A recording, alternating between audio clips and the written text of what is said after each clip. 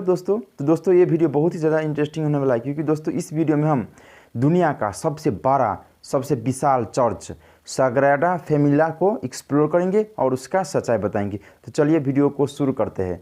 जैसे आपको मैंने बोला था, सग्राडा फैमिला ये दुनिया का सबसे बड़ा और सबसे विशाल चर्च है। इसको बनाने में 144 वर्ष का टाइम लगा था। अभी भी ये अंडर कंस्ट्रक्शन में, अभी भी ये चर्च बन रहा है, अभी तक फिनिश नहीं हुआ है। इसको एक्सपेक्ट किया है आर्किटेक्ट ने, इसको कंस्ट्रक्शन वाले ने एक्सपेक्ट किया है कि ये 2026 में बन के रेडी हो जाएगा। पर दोस्तों अभी भी कुछ नहीं कह सकते, क्योंकि इसका अभी भी काम बहुत बाकी है। ठीक है, ये 2026 से भी ऊपर जा सकता है। ठीक है, इससे हमें पता लगा है। ठीक है दोस्तों, तो चलिए सग्राडा फैमिला को क्या है, वो चर्च इतने समय से क्यों बन रहा है। हालांकि इसका जो निर्माण काम शुरू हुआ था वो 19 मार्च 1882 में हुआ था। ठीक है, आज से ये 144 वर्ष पुराना, यानी कि इस मतलब इतने साल से पुराना तो नहीं बोल सकते, इतने साल से बन रहा है, हाल फिलहाल भी बन ही रहा है। ठीक है, ये 2026 में जाकर ये कंप्लीट होने वाली है, लेकिन ये कंप्लीट नहीं होगा। ठीक है दोस्तों, तो देखिए दोस्तों, ये दुनिया का ये सग्राडा फैमिला दुनिया का सबसे बड़ा चर्च कैसे है। ठीक, सग्राडा फैमिला चर्च है जो वो स्पेन देश का जो बार्सिलोना सिटी है, शहर है, वहाँ पे समुंदर है। ठीक है, और समुंदर से पश्चिम दक्षिण की साइड में ये जो चर्च है, इसका हाइट, एक चर्च का हाइट, इसका हाइट 170 मीटर है। ठीक है, 90 मीटर इसका लंबाई है और 60 मीटर इसका चौड़ाई है। ठीक है दोस्तों, इस तरह से ये चर्च का एरिया है। और दोस्तों ये जो चर्च है, इसमें टोटल 18 नंबर ऑफ स्पायर है, यानी कि जो चोटी होता है, जैसे हम बुर्ज खलीफा में चोटी देखे थे, इस तरह से इस चर्च में 18 नंबर ऑफ स्पायर है। और ये जो मिडल का स्पायर है वो जीसस क्रिस्ट के डेडिकेशन के लिए वो उन्होंने उसमें दिया है। ठीक है दोस्तों, और इसका जो देखिए ये जो कंस्ट्रक्शन वर्क ये जो बनाने में देखिए बहुत सारे इमारत होता है, बहुत सारे स्ट्रक्चर होता है, जिसको बनाने में 10 से 20 साल लगता है एटलीस्ट, ज़्यादा से ज़्यादा। ठीक है, पर ये जो इमारत है, ठीक है, ये जो चर्च है, इसको बनाने में 144 वर्ष का समय लगा था। आप लोग को बहुत समस्या आ सकती है कि ये इतना समय क्यों लगा, इसको तो हम 10 साल में भी 5 साल में बना सकते थे, पर इतना टाइम क्यों लगा। तो दोस्तों आइए आपको बताते। देखिए, जिस समय ये चर्च बना था उस समय इसमें कोई गवर्नमेंट का कोई सपोर्ट नहीं था। ये जो प्राइवेट कंपनी था, ठीक है, प्राइवेट कंपनी था, उन्होंने क्या करा था, उन्होंने खुद से डोनेशन ले काम करके ये चर्च बनाने का काम शुरू किया था। इसका जो सबसे पहले जो शुरू काम हुआ था वो architect Francisco de Paula del Villar ने इसका आर्किटेक्ट किया था। डिज़ाइन करने के एक ही साल के भीतर में 1883 में उन्होंने क्या कर दिया था, डिज़ाइन कर दिया, वो बनाने का काम छोड़ दिया।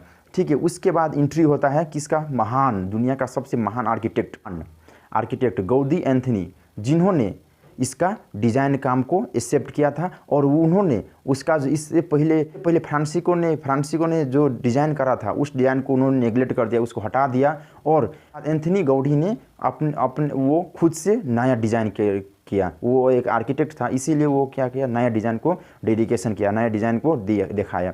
ठीक है, और वो आर्किटेक्चर का स्टाइल का नाम है, आपको बताते हुए, बहुत बड़ा आर्किटेक्चर, उसमें 2-3 आर्किटेक्ट स्टाइल मिलके उन्होंने एक डिज़ाइन किया था। ठीक, revival and art nouveau and modernista design, इस डिज़ाइन के बेसिस पे उन्होंने क्या किया था, इसको डिज़ाइन किया था, इसको डिज़ाइन कंप्लीट किया था। दोस्तों ये जो डिज़ाइन है वो इसका मोटिव देखिए, और गौडी का मोटिव क्या था, ये जो डिज़ाइन था, आर्किटेक्चर डिज़ाइन था, वो पब्लिक को सिखा सके कि इस तरह का भी डिज़ाइन होता है और इस तरह से डिज़ाइन भी स्ट्रक्चर भी बन सकता है। इसीलिए इस पर्पस के लिए क्या किया था, गौडी ने ये आर्किटेक्चर डिज़ाइन किया था चर्च के लिए। ठीक है दोस्तों, और साथ ही साथ दोस्तों गौडी ने अपना जीवन का जितना कार्यकाल था इसको बनाने में ही लगा दिया। ठीक, और 1926 में उसका डेथ हो गया, वो मर गया। और 1926 में वो मर गया। इसके बाद क्या हुआ था, उसका जो लाश था, ठीक है, उसका शव था, वो उसी चर्च के भीतर में उसको दफना दिया था। ठीक है दोस्तों, इस तरह से उसका काम हुआ था। और जिस समय गौडी का डेथ हुआ था, उस समय इसका काम 15 से 20% हुआ था, यानी कि 4 पार्ट में 1 पार्ट से भी कम काम हुआ था। आप इतना समझ सकते हो। ठीक है, और गौडी का जो आर्किटेक्चर स्टाइल था वो बहुत बेस्ट आर्किटेक्चर स्टाइल था। इसके बाद उनको उसका डेथ होने के बाद भी यही आर्किटेक्चर के बेसिस पे अगले डिज़ाइन यही आर्किटेक्चर के बेसिस पे इस चर्च को कंप्लीट करने वाले थे, ठीक है। उसके बाद इसका जब डेथ हुआ, गौडी का जब डेथ हुआ, तो उसी समय कुछ ही दिन बाद क्या हुआ, स्पेनिश सिविल वार हुआ, जो वार 3 साल तक चलता रहा। और 3 साल के दौरान में क्या हुआ, 1936 में क्या हुआ, आगे वार की वजह से आगे लगा, ठीक है। और आगे लगने की वजह से क्या हुआ, जितना बहुत सारा डिज़ाइन था, बिल्डिंग का अलग अलग पार्ट था, वो जल गया, वो कोलैप्स हो गया, ठीक है, वार की वजह से। तब 1939 में क्या किया, कुछ डिज़ाइन का पोर्शन था, ठीक है, कुछ डिज़ाइन जो बचा हुआ डिज़ाइन था, पोर्शन था, उनको एक तीसरा आर्किटेक्ट, देखिए पहला आर्किटेक्ट विलानो था, उसका भी डिज़ाइन कर दिया। इसके बाद गौडी था, गौडी को भी डेथ हो गया। इसके बाद तीसरा आर्किटेक्ट फ्रांसिस्का डी पाउला, वो 1939 में वो काम को क्या किया, शुरू कर दिया, ठीक है। उसका कंस्ट्रक्शन वर्क का जिम्मेवारी लिया कि हम ये काम कर सकते हैं, ठीक है। तो जो गौडी का जो डिज़ाइन था, वो डिज़ाइन को कलेक्शन करने लगा, उसका जो वर्कशॉप था वहाँ से लेने लगा डाटा, जितना डाटा मिला वहाँ से लेने लगा। और वो डिज़ाइन के बेसिस पे उन्होंने क्या किया, काम शुरू करना स्टार्ट कर दिया। जितना काम बाकी था वो काम शुरू हो गया था। 1940 के बाद कुछ दिन तक काम चला और कुछ ही डिमांड क्या हुआ, वो काम बंद हो गया। क्यों बंद हुआ, क्योंकि उसमें जितना बजट आना चाहिए वो उसमें तो बजट क्या करता था, वो डोनेशन देता था, पर डोनेशन देना तो बंद हो गया। पब्लिक लोग डोनेशन देते, यहाँ का लोकल बिजनेसमैन डोनेशन देते थे, पर वो डोनेशन बंद हो गया, इसीलिए वो काम कुछ दिन रुक गया। तब 1950 में जाकर, ठीक है, 1939 से लेकर कुछ दिन वो काम चला। उसके बाद 1950 में जाकर फिर से वो काम शुरू हुआ, बीच में बंद हो गया था, ठीक है, डोनेशन देना ही बंद हो गया था, वो काम बंद हो गया। तो 1950 में वो काम फिर से शुरू हुआ, ठीक है। वो शुरू होते होते 1910 में जाकर इसका काम आधा कंप्लीट हुआ, बीच में फिर से बंद हुआ। क्यों, क्योंकि उसमें जितना बजट आना था वो बजट नहीं आ रहा था, इसीलिए वो काम को रुक गया। 2010 में जाकर इसका काम इस काम ख़त्म हुआ। देखिए 2010 में इसका काम आधा कंप्लीट हुआ।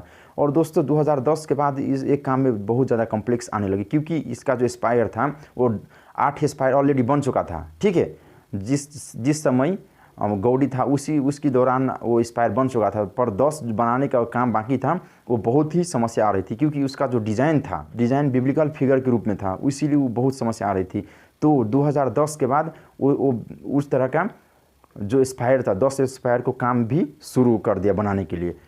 और इसके बाद 2019 में जाकर फिर से कोरोना का महामारी आ गया, इसीलिए उसका काम भी रुक गया, ठीक है। और हाल फिलहाल इसका काम चल रहा है, लेकिन इसको एक्सपेक्ट कर रहे हैं कि 2026 में ख़त्म होगा, पर ये नहीं हो सकता है, क्योंकि इसका काम अभी भी बहुत बाकी है। देखिए इसमें 3 आर्किटेक्ट मिल के इसको डिज़ाइन करा था, इसमें 3 आर्किटेक्ट का रोल है, ठीक है। जिसमें मेन रोल है वो एंथनी गौडी के बेसिस पे ही अभी भी ये डिज़ाइन ही है, उसका ही डिज़ाइन है, ये उसी का आर्किटेक्चर स्टाइल के बेसिस पे ये बना है, अभी भी बन रहा है। इसको बनाने में 374 मिलियन यूरोप डॉलर लगा है और अभी भी लग रहा है, ठीक है। इसको एक्सपेक्ट किया है इतना लगेगा, पर इससे भी ज़्यादा लग सकती है, ठीक है दोस्तों। तो इस तरह से इसका वर्क होता है। देखिए इसमें आप जाएंगे, आप नॉर्मल पीपल है तो आप कैमरा लेके जाकर फोटो खींच सकते हैं, पर आपके प्रोफेशनल कैमरा मैन है या फिल्म शूटिंग के लिए दौरान जा रहे हैं तो वहाँ पे फोटो अलाउड नहीं है। तो बनाने में 144 वर्ष का समय इससे भी ज़्यादा लगा था। क्यों लग रहा है, क्योंकि इसका जो कंस्ट्रक्शन काम हुए बीच बीच में रुक जाता था, बीच में जैसे सिविल वार हो गया, कोविड-19 हो गया, और इसी तरह से डोनेशन का कमी कमजोरी होने की वजह से एक ही बार 10 साल 20 साल तक काम भी रुक जाता था। इसीलिए क्या करा था, ये इतना टाइम लग रहा है दोस्तों। और ये हैवी स्ट्रक्चर होने की वजह से भी इसमें बहुत टाइम लग रहा है। इसका जो डिज़ाइन है वो एक डिज़ाइन को काटने बहुत लेबर, बहुत इसमें कारीगर को काम करने बहुत ही ज़्यादा टाइम लेती है, ठीक है। नॉर्मल स्ट्रक्चर बनाते हैं तो उसमें कम टाइम लगती है, पर ये जो इसका आर्किटेक्ट बुट्टा का डिज़ाइन है वो डिज़ाइन ही बहुत लंबा डिज़ाइन है। तो इस तरह से ये चर्च है, इसका